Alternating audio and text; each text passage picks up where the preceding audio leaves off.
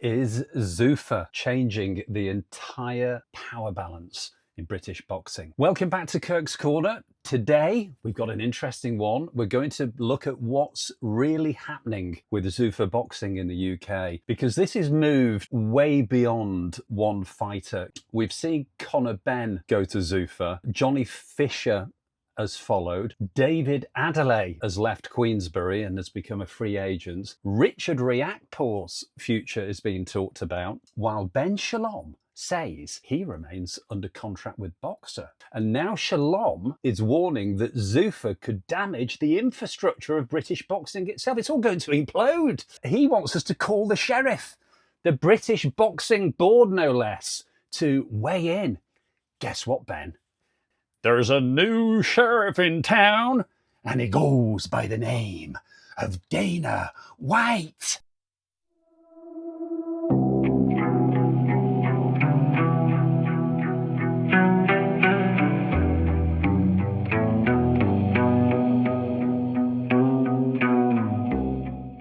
So is Dana White Zuffa changing the entire power balance in British boxing?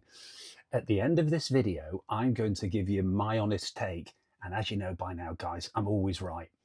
Because I don't think this is the threat to grassroots boxing that Ben Shalom is suggesting. Okay, I'm going to get that out of the way right now.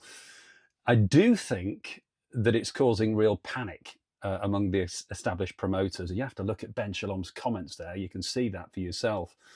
And that panic tells us just how serious the established promoters believe that this new player, Zuffa, could become. So let's get into it. Before we talk about Matchroom, Queensberry and Boxer, it's worth understanding who Zuffa actually are. Because this isn't just Dana White starting up a new boxing promotion business. Zuffa Boxing is a joint venture which involves TKO Group and Saudi entertainment company Sela. Turki Al-Sheikh is chairman of the Zuffa Boxing Board, and he has publicly stated, he said that the Saudi side owns 60% of Zuffa through Sela. TKO owns the remaining 40%. So TKO is Dana White, underneath which he's got UFC, he's got WWE. But the scale behind this business is what really matters. Zuffa Boxing itself is still new. It's essentially a startup. So there's no meaningful standalone annual turnover figure publicly reported for it. Its financials are not separately consolidated into TKO's accounts. But let's look at the TKO Group behind the operational side of the business. They reported around $4.7 billion in revenue for 2025. Now, that doesn't mean Zuffa Boxing itself is turning over $4.7 billion. It's not. But it does show the size of the corporation machine entering the boxing market. This is a multinational business. It's backed by a Saudi majority owner, and it's operated alongside the company, as I mentioned before, behind UFC and WWE. And that is very different from the traditional UK boxing model. Let's start with Matchroom, because that's where the story has been the loudest. Conor Benn going to Zuffa was the statement signing. And whatever you think of Conor Benn as a fighter, he brings attention, he brings controversy, he brings a ready-made UK audience. We all remember his surname, don't we? I mean, his surname is Dad, you know, Nigel Benn. I'm old enough to remember Nigel Benn. He was a proper legend. And so we all remember the battles that he had with Chris Eubank Sr. So when Zuffa get a fighter like that, they're not only buying the boxer, they're buying the noise around the boxer. They're buying the headlines. They're buying the ability to say to every other fighter, if you are available, if you are unhappy, or if you think you're worth more, come and speak to us. And that's the real message. Then you add Johnny Fisher. Fisher had a long run under Matchroom, but he signed a one-fight deal with Zuffa and he's set to headline at the Copper Box Arena. That doesn't automatically mean Matchroom made a mistake. It didn't. You know, it's a new world order being formed in boxing, and part of Zuffa's business plan is to buy credibility by having big names that can headline events. They're paying way over the odds up front to gather critical mass, which will be the next phase of their strategy, which we'll come on to shortly. If Zuffa are willing to pay more, then the fighter has a real choice to make. And suddenly every contract negotiation becomes more difficult for the established promoters. But this is the key point. It's too easy to see the back and forth between Dana White and Eddie Hearn and think this is a personal beef they have, and Dana is looking to raid Eddie's stable. At one point they were talking about a fight. Can you believe it? I mean, that's just entertaining noise, and I for one love it. The Zuffa strategy is much bigger and bolder than that. David Adeleye has left Queensberry and is now a free agent. He hasn't officially joined Zuffa as of the date of this video being made, but the fact that his name is being linked with Zuffa tells you something. Zuffa are being seen as a possible destination for fighters across the British scene. With Matchroom and the Eddie Hearn connection, we also can say clearly that now matters to Queensberry. You know, Frank Warren has been in boxing for decades. Queensberry have built a major stable and remain a huge force. But if Zuffa can offer more money, high-profile events, and a fresh route to a wider market, an American market, then every promoter has to ask the same question. How do we keep our best fighters happy? Not only the stars, but the key prospects, the British champions, the fighters who feel they've outgrown the deal they signed 2 or 3 years ago. They will be cherry picking from their stable as we speak and looking to lock these fighters down, likely consolidating their stables as a result, in my mind. Then there's Boxer. And this is where the conversation moves beyond individual fighters, contracts and purses. Benn Shalom has argued in his recent debate with Simon Jordan that Zuffa could dismantle the infrastructure of British boxing. His concern is not just that they are signing fighters. His concern is that a powerful multinational could come into a market that, in my mind, has operated in many ways like a cottage industry, or the Wild West, as Simon Jordan likes to call it. Which I do worry about someone else in 10 years, is because it was a free market, is because it wasn't that a fighter had to be signed to a certain promoter to win a world championship. You could sign with anyone. And if I did my work and invested correctly and did well, I could have an opportunity in the sport. They're trying to remove all opportunity in the sport. They're not from this country. And I don't mean that in a xenophobic way. They don't understand British boxing. No, I hear you. They couldn't even pronounce where they were the other day. They don't know where Birmingham is. They don't know where Leeds is. They have no interest in building up local stars. They have no interest in central areas. They have no interest in the sport itself. And I'm telling you, Simon, as a fan, no one wants this. It's dangerous for the sport. I genuinely believe anyone that is involved should be ashamed in themselves. And I will be speaking to the book. I think there needs to be some sort of governance in this, because British boxing it does have a pyramid and does have a market made up of promoters, managers, trainers, local shows, gyms, you know, smaller events that help develop fighters before they're even major stars. This is a labour of love. You know, this is why the UK is the boxing capital of the world. We love it. Yeah, we do it as a hobby. We do it for nothing.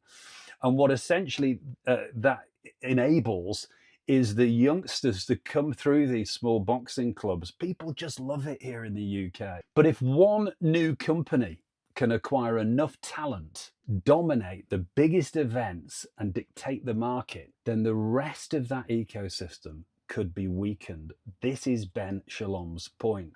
He's gone on to suggest that the British Boxing Board of Control and the sports governance should look at whether Zuffa are properly licensed And essentially, as I understand his argument, whether fighters contracted to UK promoters should be protected from being approached or used by a rival organisation. Now, that's how I understand his argument. It hasn't been established that Zuffa have broken any rules, but it shows how seriously one of the established promoters are taking this, trying to get governance bodies involved to protect the status quo. And this is where I want to give my own view. I understand why Benn Shalom is worried. Puts pressure on every promoter already operating in this space. But I don't think it automatically means grassroots boxing is under threat. Zuffa are not going to be running the small hall circuit in York Hall, in leisure centres, in local venues, in the regional shows where young fighters learn their craft. They're not going to be investing years into every amateur prospect who might never become a TV star. That's not their business model. Zuffa are targeting the top end of the market, established names, champions, fighters with profiles, fighters with a fan base, fighters who can headline television cards. So I don't think Zuffa will dismantle grassroots boxing. If anything, the smaller shows and local promoters will still be needed because they are where the future stars come from. The issue is not grassroots. The issue is the layer above it. The established promoters who've traditionally controlled the route from prospect to television fighter, from television fighter to champion, and from champion to the major pay-per-view events. That is where Zuffa are putting pressure. And that is why there's a panic in the air. Now, there's still a fair question here. Where is the line between healthy competition and a monopoly? Fighters are not employees for life. They have short careers. They take the physical risk. And if a fighter has a contract that's due to expire or is genuinely free to negotiate, should they not be entitled to take the best offer? I think they should. Promoters will say they built the fighter, and often that's true. They spent money when nobody else was interested. They arranged the early fights. They built the profile. They took the risk. But the fighters will say, this is my career, my health, my earning window. And both sides can be right. Regulators should not be used simply to stop competition or to protect promoters from losing fighters who are free to leave. But yes, regulators absolutely have a role. They should make sure contracts are respected. They should make sure fighters are protected, that events are licensed properly. They should make sure no promoter can use their power to shut everyone else out of the sport. Richard Riakporhe is one of the names that shows why this matters. He is the current British heavyweight champion as of the recording of this video. And he has said that there are things happening in the background while Benn Shalom has publicly maintained that Riakporhe remains under contract with Boxer. To be clear, Riakporhe has not been announced as a Zuffa signing, but his situation shows the next stage of this story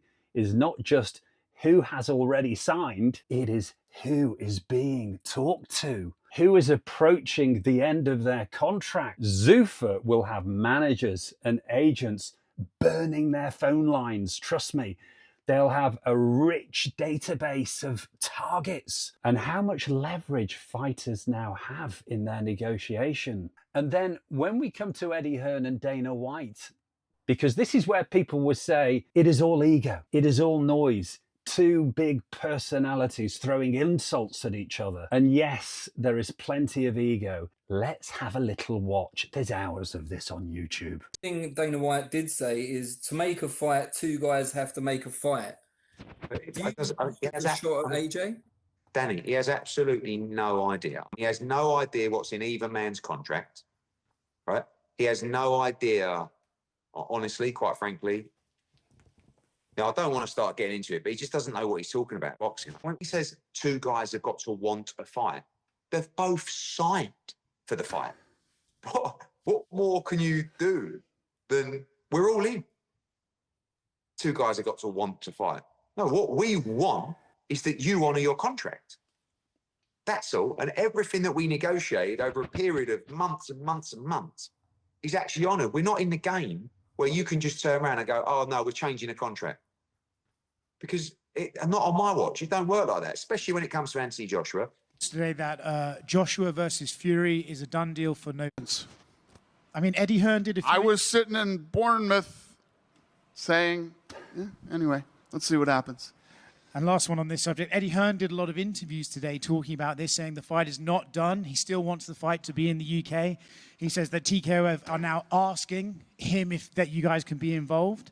And that I think he even said that because you went to Madison Square Garden, he could potentially sue you for trying to book his fighter in a fight that you don't have him under contract for. Have you heard those comments, and do you have any retort? I have not. I stopped listening to Eddie Hearn about 3 months ago.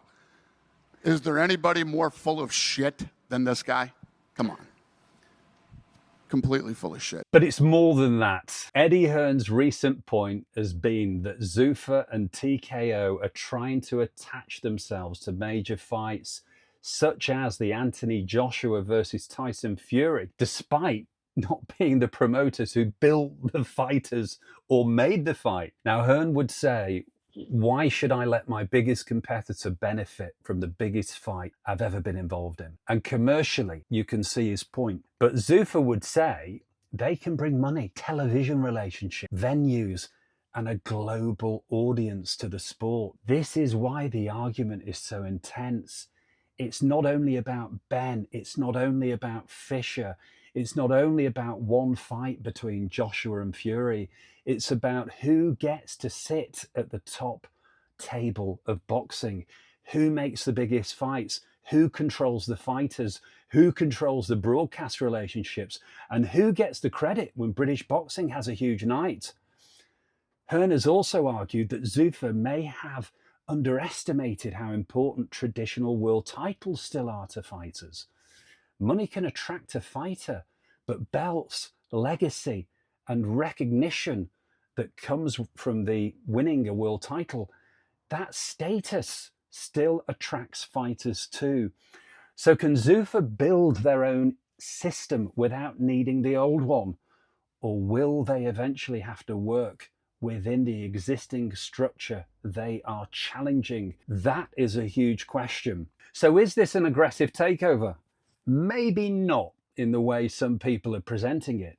Zuffa are not going to wipe out Matchroom, Queensberry and Boxer overnight. That isn't realistic. These promotional companies have experienced networks, fighters, broadcasters and relationships which they've built up over many years.